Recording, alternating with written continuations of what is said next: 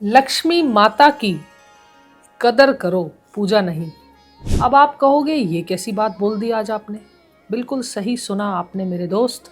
लक्ष्मी माता की कदर करो, पूजा चाहे करो या ना करो। क्योंकि आज मैं आपके लिए बड़ी ही बेहतरीन और बड़ी ही अच्छी एक सुंदर कहानी लेकर आई हूँ और आपको धीरे धीरे सारी बातें समझ में आएंगी। लक्ष्मी माता का पूजन से ज़्यादा ज़रूरी मैंने ऐसा क्यों कहा कि लक्ष्मी माता की कदर करो। क्योंकि माता के कुछ नियम हैं, लक्ष्मी माँ के कुछ नियम हैं और वो हमें ज़रूर ज़रूर अपनाने चाहिए, तभी हमारे जीवन में लक्ष्मी माता विराजमान होती है। तो आप समझने की कोशिश करना और मैं आपको ये यकीन दिलाती हूँ कि आपको बड़े ही अच्छे तरीके से उदाहरण देकर समझाने की पूरी पूरी कोशिश करूँगी। और आज के बाद आपको ये सच में एहसास भी होगा कि लक्ष्मी माता की कदर करनी चाहिए, पूजा चाहे करें या ना करें।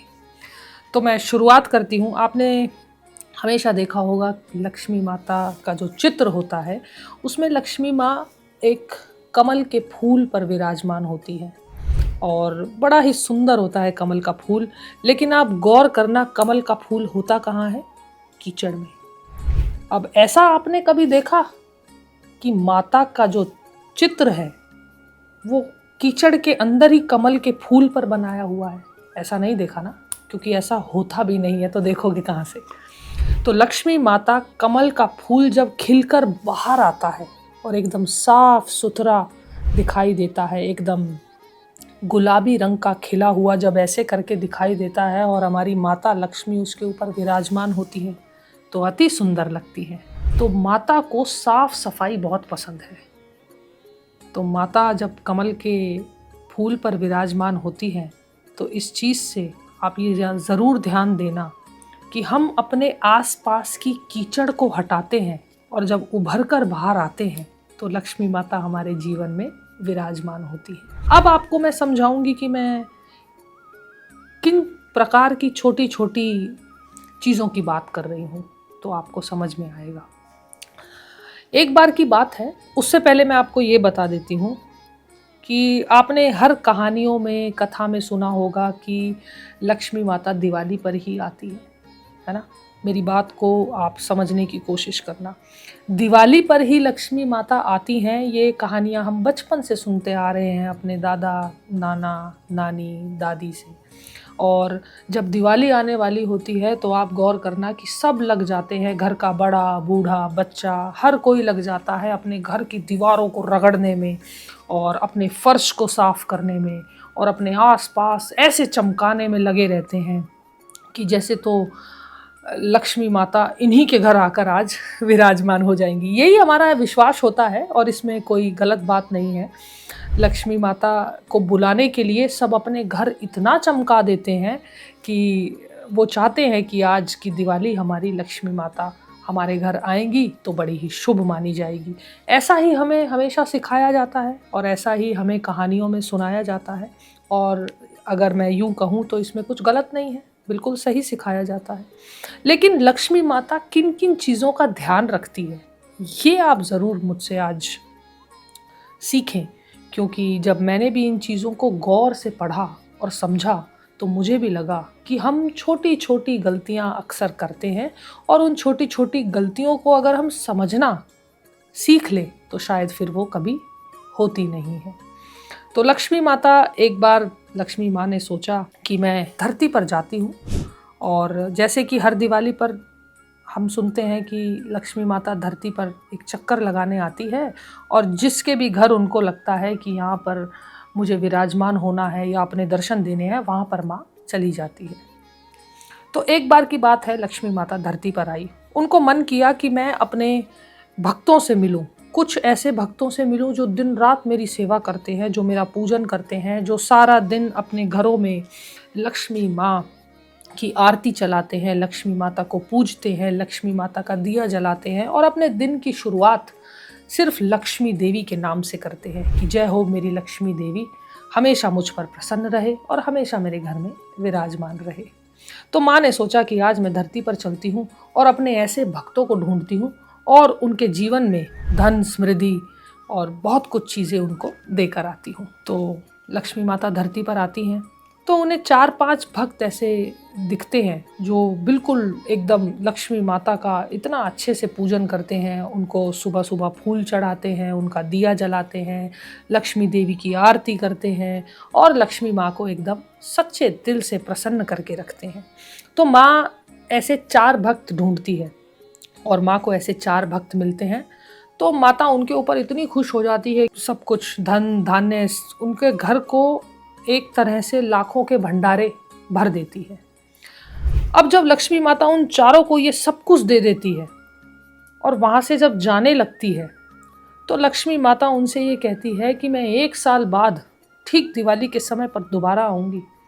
तब मैं आकर तय करूँगी कि ये जो सब कुछ मैंने तुम्हें दिया है, तुम्हारी भक्ति को देखकर, तुम्हारी शक्ति को देखकर, तुम्हारी आस्था को देखकर, तुम्हारे विश्वास को देखकर, मैं ये 1 साल बाद तुम्हें बताऊँगी कि तुम इस लायक हो भी या नहीं। तो वो चारों भक्त तो बड़े खुश हो गए कि माता लक्ष्मी ने हमें इतना सब कुछ दे दिया, हमने माता लक्ष्मी की इतनी दिल से पूजा की, सेवा की। तो माता लक्ष्मी जब जाने लगी तो माता लक्ष्मी ने बोल दिया अब 1 साल बाद आऊँगी। तो उन चारों ने माता लक्ष्मी की सारी चीज़ों पर ध्यान दिया, बस जब वो जाते जाते जो कह गई उस चीज़ पर ध्यान देना भूल गए। तो लक्ष्मी माता जब वो ये कह रही थी अपने भक्तों से, तो उन्होंने ज़्यादा ध्यान नहीं दिया और वहाँ से लक्ष्मी माता चली गई। अब इसमें ये चीज़ मैं ज़रूर ऐड करना चाहूँगी, मेरी बात को ध्यान से सुनना और समझने की कोशिश करना। जब हमारे ऊपर ज़्यादा लक्ष्मी हावी हो जाती है, यानी कि हमारे पास ज़्यादा धन आ जाता है, ज़्यादा समृद्धि आ जाती है या बहुत सारी चीज़ें हमारे जीवन में आ जाती हैं, तो सबसे पहले इंसान के यहाँ पर क्या आता है? घमंड। सबसे गलत चीज़। और हमें यही सब चीज़ों को, छोटी छोटी चीज़ों को हमेशा ध्यान में रखना चाहिए। आप सोचो कि माँ लक्ष्मी ही उनको सब कुछ दे रही है और माँ लक्ष्मी ही उनसे ये कहकर जा रही है कि मैं 1 साल बाद आऊँगी और फिर बताऊँगी कि तुम लायक हो या नहीं। लेकिन उन्होंने माँ लक्ष्मी की बात पर गौर ना करते हुए तुरंत उनकी बुद्धि सिर्फ धन के लालच में इधर उधर घुल मिल गई और उन्होंने लक्ष्मी माँ की जो बात कही थी उसको नज़रअंदाज कर दिया। तो अब ये जो चारों भक्त थे, भक्त सच्चे थे, इसमें कोई दो राय नहीं है, लक्ष्मी माता की बहुत अच्छे से पूजा करते थे। तो अब जब माता चली गई तो ये चारों अपने कामों में व्यस्त हो गए। कोई अपने धन को अच्छे काम में लगाने लगा, कोई अपने धन को बुरे काम में लगाने लगा, कोई दान पुण्य करने लगा, कोई अपने दूसरों की मदद करने लगा कि जिसको धन की ज़रूरत है उसकी मदद करने लगा। अब 1 साल बीत गया, वो सब चारों व्यस्त हो गए जो माँ लक्ष्मी ने उनके लाखों के भंडारे भरे थे। तो अब 1 साल बाद माँ फिर आई दिवाली पर। अब माँ बिना बताए आई, लक्ष्मी माता बिना बताए आई और जो वो 4 थे उनमें से 3 को माँ ने सब कुछ उनका चौपट हो गया, सब कुछ उनका छीन लिया। छीना मतलब छीनना इसलिए कहूँगी कि लक्ष्मी अगर आती है तो चुटकी बजाते हैं तो चली भी जाती है। तो उनका सब कुछ बर्बाद हो गया। उसमें से जो एक था वो बिल्कुल ठीक से जैसे रह रहा था वो वैसे रह रहा था। अब उन तीनों को ये नहीं समझ में आया कि हम भी तो इसी की तरह सब कुछ कर रहे थे, लेकिन लक्ष्मी माता ने हमसे ही सब कुछ क्यों छीन लिया, हमने क्या गलती कर दी ऐसी। सोचते रहे। तो लक्ष्मी माता अपने भक्तों से प्यार तो करती है, उनको बताना तो बनता है कि भाई इनकी जो गलती है। वो लक्ष्मी माँ ने नारद मुनि से कहा कि जाइए ज़रा इनको बताइए कि इन्होंने गलती कहाँ की है। तो नारद जी आए, उन तीनों भक्तों से बात की। उनमें से जो पहला भक्त था, नारद जी ने कहा कि तुम अपने घर को बड़ा साफ रखते हो, बड़ी अच्छी बात है, लेकिन तुम अपने आप को देखो, तुम कितने गंदे रहते हो। तुम्हारे नाखून कितने गंदे हैं, तुम्हारे कपड़ों में से बदबू आती है, तुम्हारे पैर कितने गंदे हैं, तुम्हारा मन, तुम्हारा तन कुछ भी साफ नहीं है, सिर्फ तुम्हारा घर साफ है। इसलिए माता लक्ष्मी चली गई। तो अब नारद भगवान दूसरे पे आते हैं। दूसरा बोलता है कि प्रभु मैं तो बिल्कुल साफ सुथरा रहता हूँ, मेरे नाखून देखो, मेरे हाथ पैर देखो, मेरे अंदर से खुशबू आती है, जहाँ भी जाता हूँ खुशबू फैलाता हूँ। तो नारद जी ने कहा कि तुम साफ रहते हो, अच्छे रहते हो, लेकिन तुम्हारा घर कितना गंदा रहता है, इसलिए माता लक्ष्मी रूठ कर तुमसे चली गई। जहाँ पर तुम बैठते हो वो जगह ही साफ नहीं है, तुम्हारा घर कितना गंदा रहता है। तो अब नारद भगवान तीसरे पे आए। तीसरे ने बोला मेरा तो घर भी साफ है, मेरा तो घर भी साफ है, तन भी साफ है, मन भी साफ है, मैं खुद बहुत साफ हूँ। तो नारद भगवान ने कहा, तुम तो बहुत ध्यान से सुनना मेरी बात को, लक्ष्मी माता तुमसे सबसे ज्यादा नाराज है। उसने कहा, ऐसा क्यों?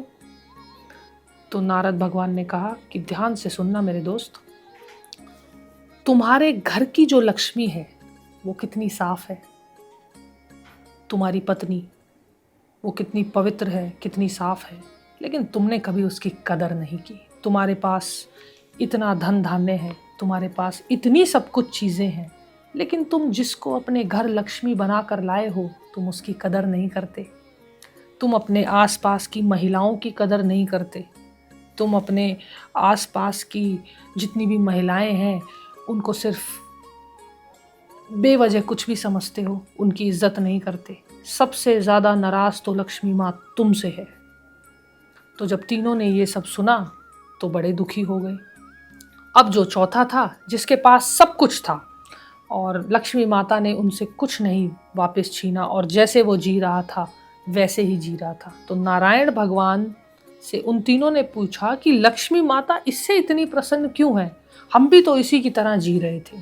तो लक्ष्मी माँ ने कहा, ये घर भी साफ रखता है, ये खुद भी साफ रहता है, और सबसे ज़रूरी बात, जो लक्ष्मी इसके घर आई है यानी कि इसकी पत्नी, जो इसके आसपास की महिलाएं भी हैं, वो भी ये सबकी इज्जत करता है, कदर करता है, सम्मान करता है, उनको धुतकारता कभी नहीं है।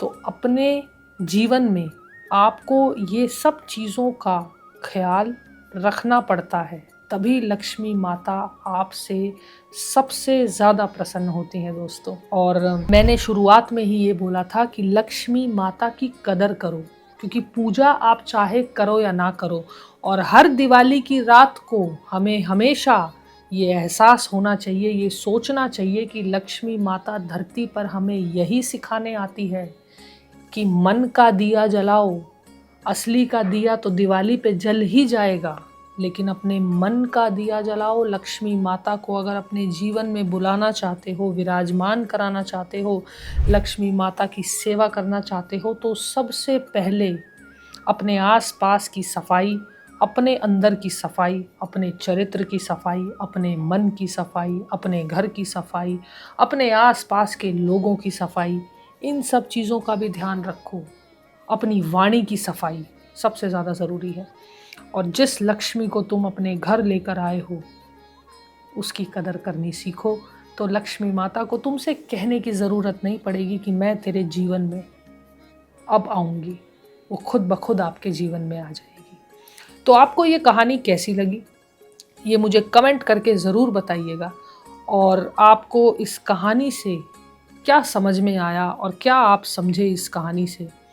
और अगर आप सच में ही लक्ष्मी माता से जुड़ना चाहते हैं तो मेरी इन चीज़ों को ज़रूर कर कर देखना। अपने घर की सफाई, अपने तन की सफाई, अपने मन की सफाई, अपनी वाणी की सफाई, और अपने आसपास की महिलाएं, अपनी देवियाँ, अपनी लक्ष्मी, उन सबको हमेशा खुश रखना। जय लक्ष्मी माता, जय नारायण भगवान की जय हो।